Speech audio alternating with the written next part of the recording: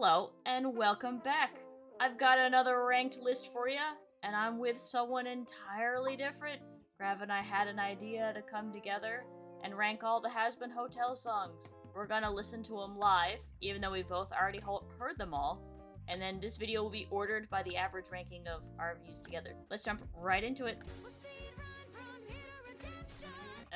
Yeah, this is my least favorite song in the whole show. I don't like it. I don't have any good things to say about it. It's just it key changes too much. You can't listen to it without visuals. It's just telling like it gets way too fast. Yeah, and like the beats per minute of the song genuinely just it's like this linear scale. Like the song goes on. Yeah, I don't have anything positive to say about this. I skipped this on re-listens to the album. I just skipped this one. It's not good. Yeah, no, you lose me. It just stops abruptly. Yeah. It's the same thing over and over. Heaven good, hell bad. Like, you did that better in Hell is Forever, which was earlier. And you showed it off better in Happy Day in Hell when you could just see it. And even if you can't see it because you're just listening to the song, like, you could skip this over and just play Hell is Forever again.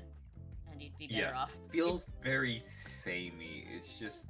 You could have cut this one and given, like, divided up these seconds to some songs that needed some extra time. Even songs that I don't particularly enjoy probably could have used some more seconds. It's fine. It's okay. It doesn't do anything great, but it doesn't do anything... I don't think it does anything. It doesn't even it's bad. Yeah, like, this is probably the first song I would say is bad. I would skip this on I would skip this on a album. This isn't even a B-side album. This isn't even the B-side of the album. This is just like don't put it on the album. It starts with sorry. I did not realize this song was actually this short. I don't hate it. There's nothing to it. I think that's what I don't like. On its own merit, it's fine. It's serviceable. It doesn't have a lot of substance. There's not a lot of like fancy things done with it. I really don't like when people butt into the songs. I know that's a part of musical theater. It takes me out of it immediately. All right, you get me at all of Serpentius's parts, honestly, but otherwise, I'm not a big fan of this song. I don't like when songs just list things. Serpentius's part is probably the only redeeming quality about this song. It just kind of feels way too over the top. Like, it's sung well, and I really do like Serpentius's solo. And the ending, but the ending's only funny with the visual, because it's funny that, can you imagine wanting to go back to hell? Like, yeah, that's like heaven is your hell on earth.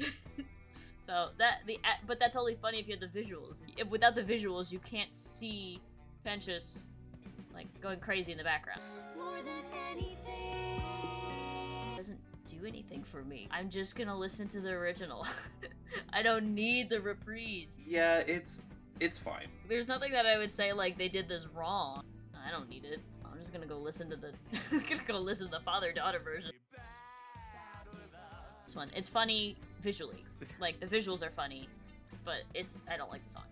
I do really love just Zestial and Carmilla back to back. It's just funny to me. Yeah, like there's funny parts. There's funny parts to it. There's elder care in heaven. There's elder care up there, but that's funny because of the visuals. Because if you don't, then you just hear maracas, or you just hear, "Hey, there's elder care up there." You don't get to look at his facial expressions. That he's totally comfortable with the other overlords that we don't really know about. But as soon as we get to two overlords that we know a little bit more about, like Zestial and Carmilla, he's floundering. He doesn't know what to do.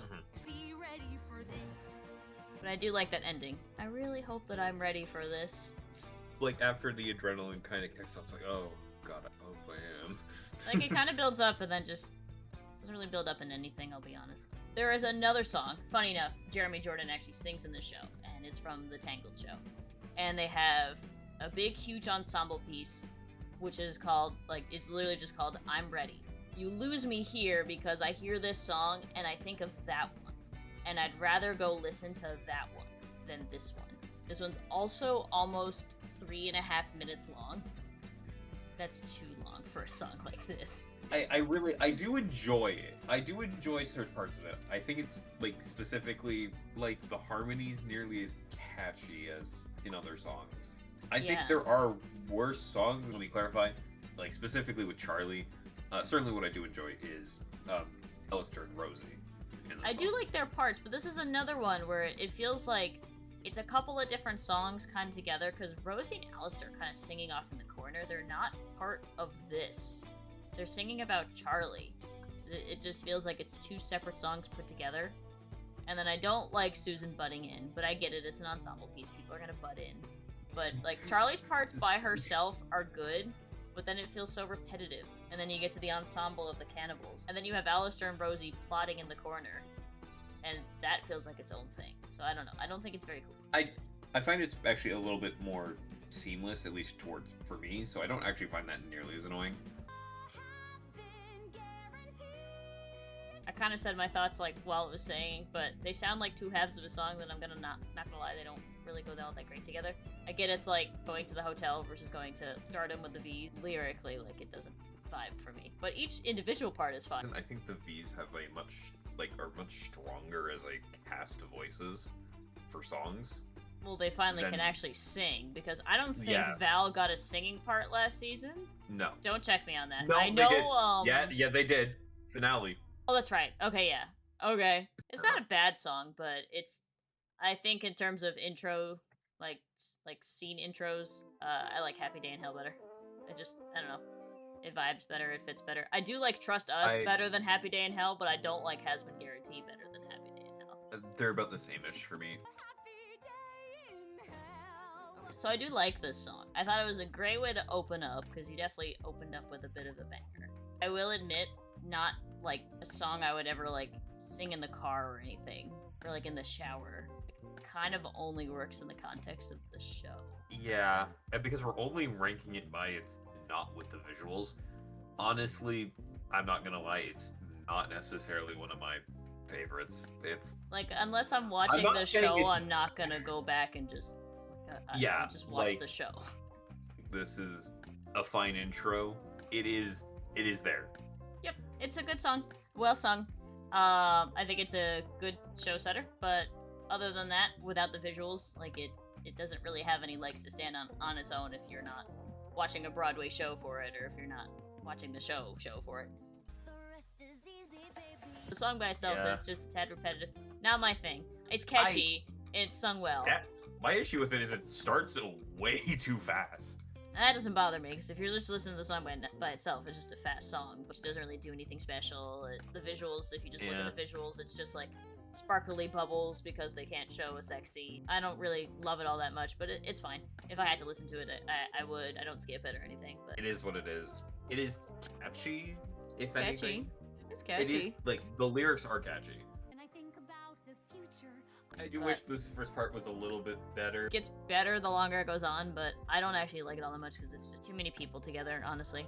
For me, it's Alistair being Alistair, just getting under Vox's skin during it. Some Also, of the duets and some of the sections are great. Don't you forget. Lyrically, I like how it sounds, and I like the song. Can't listen to it without the visuals. Similar to some of the ones earlier, it's just a lot of like talk singing to tell a story. It's sung well. I like how it sounds. so it does slightly bother me about the song. The part where it's like, you know the lyrics, sing along now, and then it gets slower. That's weird to me because it's like, why would we slow it down here when we already have an established speed to the song? And now You can we're change slowing the it down. tempo, but I just Oh, I'm didn't- not I saying di- you can't, but it's very stark. Yeah, I don't like it there.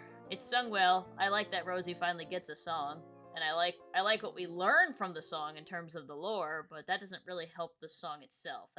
It's kind of just used Yeah. to impact the lore and can't really stand on its own. And right there is why I can't listen to this by the song. Like, this meeting is over. This song can only be heard in the show. I actually really like this song, even without the visuals. It's a bop. The beat in the background, it punches. That is what, like, it gets you hooked into it. As a whole on the song, I don't have anything bad to say about it. It's fine. It's a bop. But I guess the only bad thing I have to say is I don't like modern speech in my music. No, you're right. The bop is good. The beat is good. I do like the conversation between different forms of respect and who you think deserves respect. I don't think I could ever really just listen to this in the car. Once we get up there. It is a bit of a bop, which is funny because I don't usually like this style of song, but this one's a pretty good bop.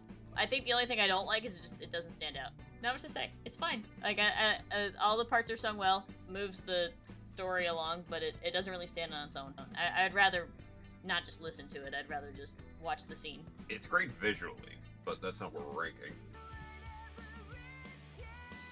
I'll be honest. If you told me that I would like thoroughly enjoy that, I didn't really remember that song much from the show, but that was awesome. I'm actually in the opposite boat. Honestly, this is not one of my favorites.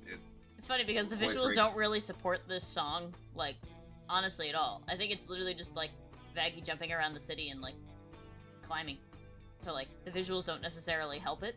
So I think it's like fully Yeah. impacted on like the lyrics and the vocalists. So for me, that's like, I'm- oh, perfect. I can listen to this without the visuals. I love it. It might just be my taste in music, but I do prefer a lot more of the more what could be described as punchier songs, I guess. I don't know. I don't get the same hook into the song usually. That's what usually helps make a song for me. So to me, I find it as an okay song. As much as I love Zestiel's singing, I almost wish he was in this song. Like, I kind of wish it was just Carmilla and Vaggie wanting to protect their person.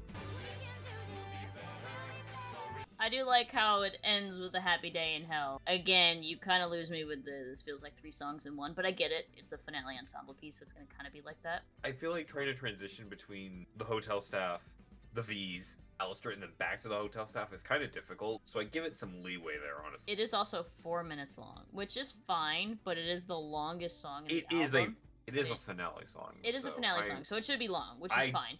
But I feel like Alistair's lament, I wish it was put in after he, like, disappears. Like, that's the respite. Or after, like, Adam is dead. I kind of wish they just moved that portion of the song, like, while the battle was either still going on or kind of after it ended. Like, I don't think it fits there. And then we don't see Al again until he reappears when the whole cast is singing the finale, like, chorus. Because they even say, like, Al! Like, they're all happy to see him, but, like, you as the listener just heard him sing, so you know he's fine. I probably would have put the V's portion somewhere else, too, but I guess that's, like, their finale, because they're moving on to the next season. It's catchy, I do enjoy it. As far as ensemble pieces go, it's very well done. It takes a while to get going. It takes a while to get going, and that's not what the song is for. It overstays its welcome a little too much, but each individual part of this song is very good. I don't like them together. I do kind of agree.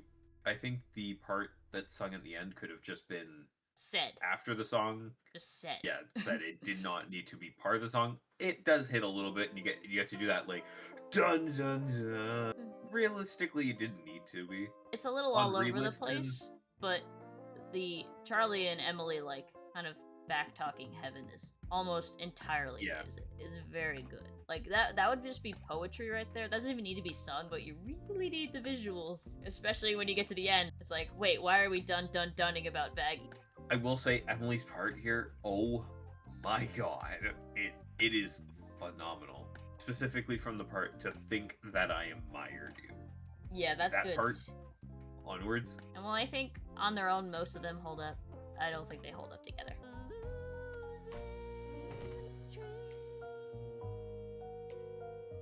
For whatever reason, and you'll see this a lot, especially in the 90s, they'd have like a lot of kid shows that would have a song like this. Somebody singing a song like this, but it just really reminds me of that. And I like how one of the only songs this season where you don't need to know any lore is Losing Streak of all things. But it's good. I like it. It's sung well.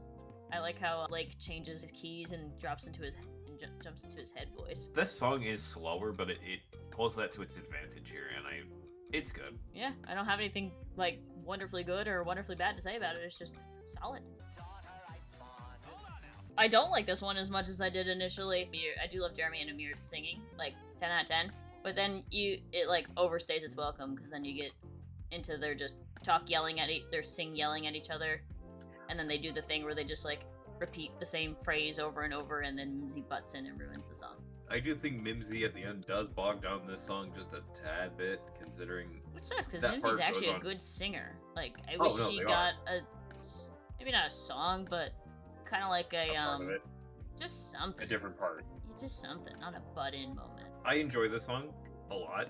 I think the part I enjoy the most is just Alice actively just poking and prodding at the king of hell. If this song was just the first half, I'd love it. Like, it's great. It's a great duet. I really enjoy this. You lose me here, but you had me in the first half. I'm with you the first half, and then you lose me. But that's fine. You just put up the image of they had us in the first half. Not gonna For real. lie. I do like it better upon second listening, but can I just have the Abel part? Can that just be its own song so I could just constantly replay that over and over and go back to my Fallout Boy days, please? Please. Patrick Stump just has such a good, infectious voice. It's my favorite part of the song. I do like the Al and Rosie part too a lot. And it's not even about the song. That's why I don't think it belongs. It doesn't fit with the song at all, but it's just so good on its own. I have re-listened to this song so many times. It is genuinely, to me, that catchy. This entire song I can just re-listen to kind of like anytime I feel like it. The harmony in this song is perfect. No notes to it. They did a fantastic job with it. I was listening because it sounds good, but it's like Lucifer part, like ST. Vox's part, Oh, yeah. like I B, C tier. feel like Lucifer parts carries incredibly hard. It's an image like- of I it's an like image the of other Lucifer part. carrying the entire song on his back. And this sounds rude, but then the immediate next song, like they pick it up. But it's just, I don't know. Like, you go from like this really cool rock ballad where it just sounds like Lucifer's having so much fun. It's so in character because he doesn't say Vox's names. He never remembers any names. But it's just like, it sounds generic, but it feels awesome. And then he's just stopped. And then it just goes into like this sea shanty kind of uplifting sea shanty. Because I don't know why Yeah. we had all the ship puns. It's such a jam. Don't you forget, you're on my string. This is one of those times where the butting in at the end of the song is It's actually warranted because the song has ended and it's Yeah. just winding down, and then they pop in. It's one of the only times where a reprise I like vastly better than the original. I don't know, the vibe is better on this one. Maybe because he's actually in danger now. I like this one better. I do like how it connects back to Stayed Gone, which is like the only other time they've sung together, like at each other. I don't mind Val at the end because you can just like stop the song before he cuts in. I like how it sounds. I do think the beginning is the best part. And then the chorus is very catchy, but I almost wish that beginning was part of a different song because I would have loved a song that didn't turn super comedy bubblegum poppy about like sometimes it's easier just to feel alone and feel sorry for yourself than like deal with your shit. I love how catchy it is. I love how quickly, story-wise, Husk just goes right back to his vices.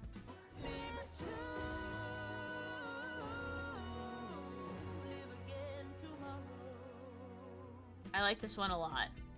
Yeah. And yeah, the world does suck, but that's why you want those little victories. And it's such a good song. Like, you bring the own mortality of human beings into the song. It's just like, for a reason on why this is happening, is great. But yeah, no, I really like that. Other than like the talk singing, I'm all here for it. It's like so good. I'm not usually someone who likes like romantical love songs, but like that one's great. It's like comedy, but then it sounds good. Like they don't sing it like it's a comedy. They sing it like they're going all Yeah. for it. Except I for the will name. say.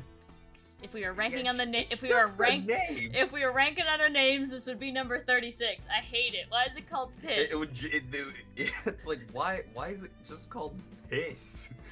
Sorry, but there's a lot of better names for this song. I'd literally call it I Taste Your Blood before I call it Piss. The name does not define the song, and the song itself is awesome. I like the subversion to your expectation. It's great. Yeah. This song is quite good. A lot of what I look in songs, which is probably the worst idea for a musical number that's from a musical and dependent on the visuals, is I actually like the ones that stand on their own without lore, story, or visuals. And I think this is one of those. It's just a vibe. No, I agree. This song is incredibly catchy. Alexander Brightman is a phenomenal singer, and God, it makes this song so good. The one thing I don't like about it though is I'm not a big fan when people just switch to talk singing, so I'm not a whole fan of and guitar solo. Yeah, I'm not. You lose me a little bit. You lose me a little bit there, but I don't know. He's charming in the song, so I can kind of pass it. I'm actually going to say I really like that as a comedic relief there in the middle of the song. This is probably the funniest song in the lineup. Definitely No, from. I agree with that. But really I love how like it depends on how you listen to it. Like makes it better because if you read the Japanese lyrics as she's singing, she's complimenting the hotel, and the only stuff she's singing in English are the insults, like trash, assholes. Those are the only two lyrics in English once the Japanese kicks in. But everything in Japanese is like she wants them to achieve their dreams. She believes in them. She loves working there. But nobody can understand her because nobody understands Nifty. A hilarious song. Honestly, kind of forgot it existed, but honestly, it is so good. I love it. It's so funny. I'm glad Nifty finally got a song and a perfect song. It's great. It's funny. I will admit, I think the only thing is I don't think I can necessarily listen to a song in the car that's talking about jizz, puke, piss, and barf. But, you know, yeah, it's a minute long, so you know what? Deal with it. It's funny. It is backed a little bit more by the visuals than some of the other songs, just because you kind of want to see the change to the more slightly anime style and the reference, but on its own, it's still really funny. And the end part there is perfect. But there's actually a certain part that was missing that I find really helps it, and I'm surprised it wasn't included in the song part. Yeah, you hear her shoes. Yeah, that really. You hear her shoes, but you don't. But they're not, because I always just thought that was part of the song, and I get that was a part like added as it's a visual, and you would hear that. But it always felt so engraved into the song. Yeah, I'm surprised that's not like an instrument. Like she's not tapping because she moves to the beat of the song. I think what holds it back is I do wish the song was a touch longer. Yeah, this is the first time I've listened to it without the visuals, which is like kind of the whole point, and I completely did not realize that her tapping of her metal they're not in there. Using the break in the voice as the key changes. And it so sounds good. like I don't know how you cry and sing at the same. Like I know you can do it, but like to still sound like that good while you're essentially like your voice is cracking and you're crying, like very good. I'll be honest, I'm not big on the visuals for this song. This is one of the first songs in the lineup that I could like fully 100% convince somebody you don't need to know anything about the show to just appreciate this song, because this is just one hell of a bop. I liked it when it came out. Man, I slept on this song. It's really good. He does a phenomenal job. It's, as I mentioned, it's catchy as hell. You can hear like parts where Angel's singing, and then you can hear the undertone you in the don't lyrics. even need the visuals to support this. You can just hear it. Yeah, you can just hear it, and it's absolutely brilliant when you can do that, and you can hear those certain parts of the song like that without needing to see what the visuals are doing for it or anything like that. I'm gonna make you wish that I'd stayed gone. Yeah, no, I really don't have any words, because this is everything great about Hell is Forever is even better in Stayed Gone. This does set up a lot, but again, when I try to look at them like disconnected and not necessarily like building upon each other, if I were to look at it as a cohesive unit, yeah, it's an awesome song. And again, in terms of the show, it's awesome to see the future villain in Vox, and maybe even future potential villain in Alistair, unsure, fighting over past history. It definitely does a great way to set the stage. I can't listen to this by itself. I don't really get I'm sure you get the vibe of just wanting to listen to it, but some of the parts I could, like a lot of Alistair's parts, or a lot of like Vox's first verse after he stops talking with Val, I could probably listen to it by itself, but then you really just get into, oh no wait, I kind of need to watch it to appreciate it. I really enjoyed the talk singing. I don't know, for me this is just really damn good. It is definitely a good song. I won't lie, actually, without the visuals, I don't like that one as much. I think it's just like, with the visuals, you have that amazing, like, animation shot of him growing, like, the TV wings. I have to hard disagree with you there. Like, it's good. It's upper mid. But it's Okay. mid for me. Okay, for me, I really enjoy this song to a ungodly extent. One, this is a pretty much a reprise of Lucifer's part from Vox Populi. Christian goes Yeah, so hard. I know. Like, it's good. Like, don't get me wrong. I like the song. I just think it would have. It stops from being an S tier if you go visualless. Like, if I'm listening to this in the car, I need the visual and the, because I just think it just makes me think of like, oh man, I could be looking at this beautiful animated shot right now that literally, I believe they said it took 6 months to get this shot, or a month to get this shot of just turning the camera around Vox as he swings Oh, I on can his believe own that. wires as they do the super difficult animated like camera shift. Like, it's like, I just want to, can I just watch that? But then, like, without it, the song's good, but I just think the visuals just give it that oomph. That mid is the wrong word. There's only one line in here that I don't like, but it's a minor gripe. It comes and goes. When he says specifically "swing on a rope," probably like my only about the song. But That's funny. I like otherwise, that. I like I that could because the listen to this visual. all day. I like that because the visual. But then again, you need the visual of him stringing Mhm. himself up because that's literally what he's doing. He's stringing himself. He's setting himself up to be strung up.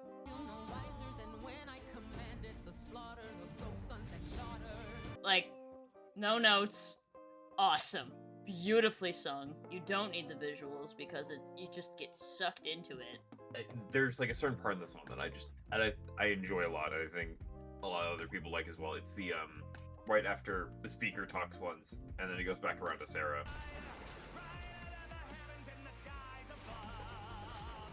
I really like this song, and if we had a version where all the talk singing and the lore drop is just not there, or it just is backing music or something, it would probably be in my top 5.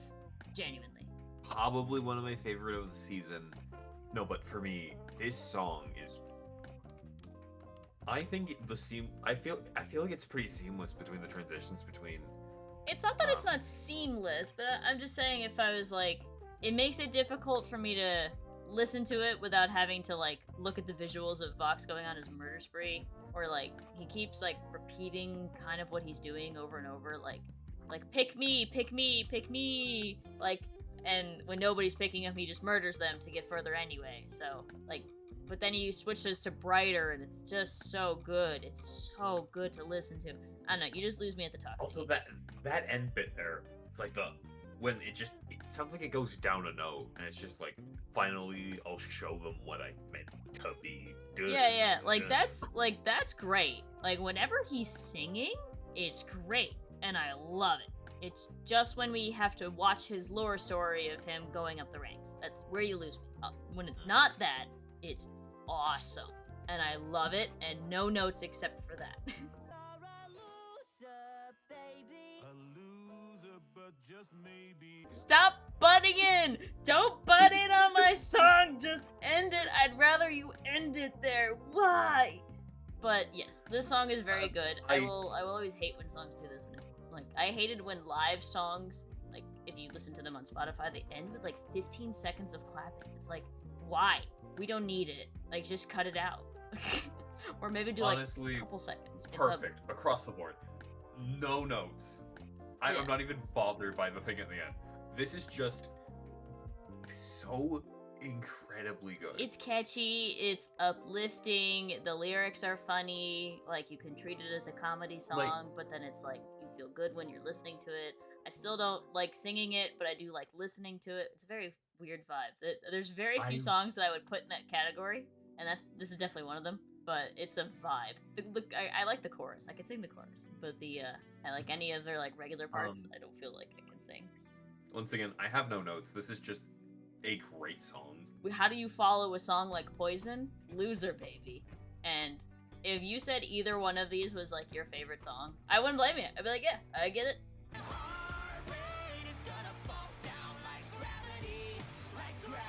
They had us in the second half with the songs like this right after Sarah's confession, just like chef's kiss. This song is also awesome. This is probably one of the only songs this season that I could argue you could listen without any prior knowledge of the show. Like, just Hey, you want to listen to one of the Hazbin Hotel songs? Here you go. I actually have a counter argument to this. Yeah? It's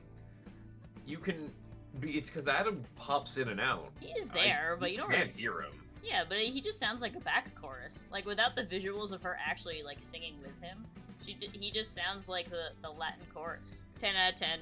Like, this is probably the only song, right now that's probably the closest to being, the second song added from Hazbin Hotel to my, like, just outward playlist.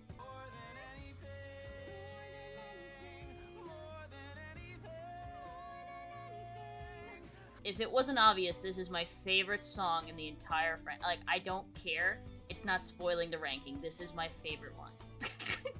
Like, nothing is going to top this. This is perfect. I think there is the unanimous agreement. This is probably number 1. Ever since this song has come out, it's been on my playlist. It hits emotionally. Yes, the visuals help. But Oh, really? honestly, I think that's the only thing it doesn't have going. I don't think the visuals do anything for it. Like, other than the beginning. it has everything that I've enjoyed about all these songs. Like, a great hook. Just, you can hear in the voices the actual, like, raw emotion behind them. Yeah, like, It's 10 out of 10. perfect, Good job. and I have no notes. And the harmonies, they're so good. Erica yeah, and like, Jeremy harmonize so well together. They do such a good job. I will say, I'm a sucker for harmonies. So, to me, that is just like, I'm a sucker for any kind of, like, emotional power ballad. So that's our list. This is the true list. Nobody else is right, only us. No, I'm just kidding. So this is obviously a very personal list for the both of us. Heck, even this list is the average of our opinions on each song. So hopefully you guys enjoyed another one of these podcasty type of lists.